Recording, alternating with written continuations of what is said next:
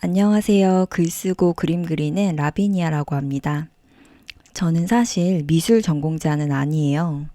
근데 평소에 글 쓰는 것도 좋아하는 만큼 그림 그리는 것에도 관심이 많았어요. 그래서 어렸을 때부터 혼자서 꾸준히 그림을 그려왔는데요. 처음에는 제가 좋아하는 일러스트를 똑같이 따라 그리는 것부터 시작을 했어요. 연습을 조금씩 하면서 그림에 대한 막연한 관심이 지속적인 습관으로 자리하게 됐고요.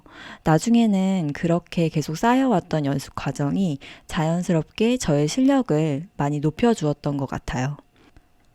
글도 좋지만 그림이 매력적인 건 내가 머릿속으로 떠올렸던 이미지를 그대로 정직하게 표현해낼 수 있다는 것에 있어요. 글은 묘사된 문장들을 통해 독자들의 상상에 맡겨서 작품을 완성하는 느낌이 드는데요. 그에 반해 그림은 훨씬 더 직관적이고 사람들에게 정직하게 내 느낌이나 감정, 내가 본 풍경 같은 것들을 선과 색으로 표현해서 보여줄 수 있다는 게 굉장히 매력적으로 느껴지더라고요. 그림을 그린 덕분에 글에서 표현하기 어려웠던 부분들을 좀 더 세심하게 책에 담는 게 가능했고요. 제 캐릭터가 담겨 있는 책을 통해서 저를 기억해 주시는 분들도 많아졌어요. 막연할 수 있지만요, 요즘은 원하는 것을 비교적 쉽게 시작할 수 있는 시기를 살고 있다고 생각해요. 저처럼 미술을 전문적으로 배우지 않더라도 누구나 원한다면 그림을 그리는 게 가능하고요. 국문과를 전공하지 않았더라도 글을 써서 작가가 될 수 있으니까요. 제가 그림을 그리면서 꾸준히 해냈던 습관들이 있는데요. 이 습관들이 제가 결국 그림을 그리는데 큰 도움이 되었어요. 먼저 매일 했던 건요. 첫 번째가 하루 한 장씩 그림을 그리는 거였어요. 먼저 제 취향과 방향성에 잘 맞는 일러스트레이터나 작가들의 작품을 책이나 어떤 SNS 같은 걸 찾아보면서 습작을 많이 했고요. 그러면서 실력을 조금씩 키워나갔어요. 이때 좀 구체적으로 말씀드리면은 제일 닮고 싶은, 제일 매력적이라고 생각하는 그런 그림 작가 후보군을 한 10명 정도 정하고 그들이 SNS에 올린 작품들을 관찰했어요. 그리고 이 작가의 그림은 컬러의 톤 앤 매너가 마음에 든다, 또는 캐릭터와 배경 사이의 어울림이 좋다, 구도나 연출을 잘한다, 아니면 선의 터치가 굉장히 독특하다. 이렇게 각자 작가들마다 갖고 있는 매력과 개성이 다르거든요. 그런 것들을 보면서 난 어떤 식으로 어떤 개성을 살릴 수 있고 내가 어떻게 발전해 나갈 수 있는지를 굉장히 많이 고민하고 연습을 했어요. 이후에는 제가 만든 캐릭터를 활용해서 혼자만의 독립 출판물을 만들어 보게 됐는데요. 이때 독립 출판물을 만들게 된 거는 사실 처음에는 이제 취미로 시작한 그림이긴 하지만 이걸로 뭔가 활용해서 업으로 삼고 싶다는 꿈이 있었거든요.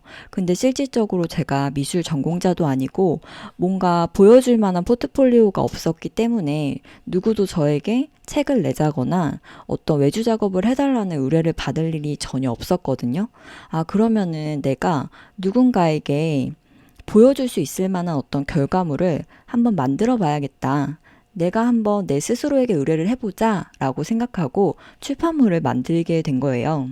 그때 주제는요, 제 일상을 주제로 했었는데, 그때 출간 기획서를 굉장히 구체적으로 잘 설정을 하고 매일 하루에 한두 개씩 글과 그림을 꾸준히 그렸고요. 그렇게 모여서 대략 한 250페이지 정도의 분량의 독립 출판물을 하나 만들게 돼요. 이때 만든 것은 제가 블로그에도 올렸었는데요. 이 자료를 보고 관심을 가져서 실제로 외주 작업을 의뢰했던 분들도 있었어요. 그리고 두 번째로 중요한 것은요. 독학을 기본으로 꾸준하게 실력을 쌓는 거예요. 가토 히데토시는 독학의 기술에서 이런 말을 했는데요. 타인의 인생을 배우기를 게을리한 세대는 결국 인생의 의미를 파악할 실마리를 놓친다. 꾸준한 배움이 없으면 성장을 기대하는 게 어려워요. 기존에 내가 갖고 있던 것을 전복하고 그것을 새롭게 확장해 나가는 과정이 바로 공부이고 배움이라고 할 수 있잖아요. 그 과정을 통해서 제가 계속 이전보다는 훨씬 더 나은 모습으로 성장을 해 나가는 건데, 공부의 방법은 굉장히 다양하겠죠. 학원에 갈 수도 있고요. 온라인 강의를 들을 수도 있어요. 근데 제일 추천하고 싶은 방법은, 그리고 기반이 되어야 되는 건 바로 독학이라고 생각을 해요. 의욕 넘치게 도구를 많이 사고 비싼 학원부터 끊고 관련한 강의책을 잔뜩 사고 이런 의욕을 고취시키는 방법, 어떤 의지를 다지는 이런 것도 도움이 되지만 먼저는 내가 그 과정에서 그 분야, 내가 이제 막 접목을 하고 이제 시작을 하려고 하고 있는 그 분야에 대해서 얼마나 진정성 있는 관심을 갖고 있는지, 또 이게 지속할 수 있는 열정인지에 대해서 스스로 측정하고 돌아볼 수 있는 어떤 공부의 시간이 중요하다고 볼 수가 있어요. 또 다른 책 한 권을 더 말씀드리고 싶은데요. 독학은 어떻게 삶의 무기가 되는가라는 책에서는요. 독학의 시스템을 네 가지로 정리해서 말을 하고 있어요. 첫 번째가 전략을 짜는 거예요. 어떤 테마로 지적 전투력을 높일 것인지를 결정을 하는 건데요. 지적 전투력이라 그러면 조금 어렵게 느껴질 수 있잖아요. 저에게 적용을 해서 말을 해보자면 글을 쓰는 전투력 또는 그림을 그리는 전투력을 어떻게 높일 것인지를 먼저 결정하고 계획을 세우는 게 첫 번째 단계예요. 두 번째는요, 책과 기타 정보를 내 것으로 획득해가는 인풋의 과정이 필요하다고 말해요. 이것은 제가 앞서 설명드렸던 것처럼 제가 좋아하는 일러스트레이터나 어떤 작품들을 보면서 습작을 했던 과정, 그리고 그런 자료를 찾았던 일이 있었다고 했었잖아요. 이게 바로 이 독학의 시스템에서 봤을 때는 두 번째 단계인 인풋의 과정이라고 할 수 있어요. 세 번째로 필요한 건요, 바로 구조화인데요. 내가 인풋을 통해서 얻게 된 정보를 내 것으로 다시 바꾸는 과정이 필요하다고 저자는 말하고 있어요. 그래서 외부에서 얻은 지식은 아직 내 것이 아니잖아요. 이제 이것을 내 것으로 소화해서 새롭게 내 것을 만들 수 있도록 스스로 발전을 해나가야 된다라고 생각을 하시면 돼요. 마지막으로 획득한 지식과 통찰력을 이제는 자유롭게 내 안에서 꺼내실 수 있도록 축적을 하는 게 마지막 단계라고 볼 수 있어요. 이렇게 내가 어떤 일을 할 때는요, 전략을 세우고 책과 기타 정보를 획득하는 인풋의 여정 뒤에 추상적이고 막연하게 배운 지식들을 내 것으로 구조화하는 과정을 거쳐야 돼요. 이게 바로 독학의 기술이라는 거죠. 그 뒤에는 진짜 그 정보가 내게 되면은 계속해서 이제 꺼내실 수 있게 되는 거예요. 이렇게 습득하고 배워서 내 안에 축적하는 독학의 과정이 중요하다라는 것을 제가 앞서 말씀드린 이 두 가지 책에서 모두 언급을 하고 있어요. 근데 제가 이 책에 대해서 이야기를 한 거는 독학이 제 스스로도 해보면서 정말 중요하다라는 것을 느꼈기 때문인데요. 실질적으로도 내 삶에 이것을 적용을 해보면 분명 도움이 많이 되실 거예요.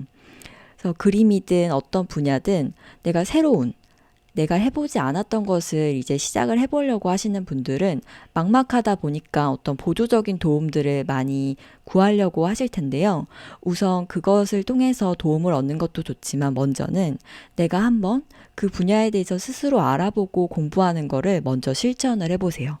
그 뒤에 학원이나 강연이나 이런 비용이 드는 시도를 해보는 것도 늦지 않거든요.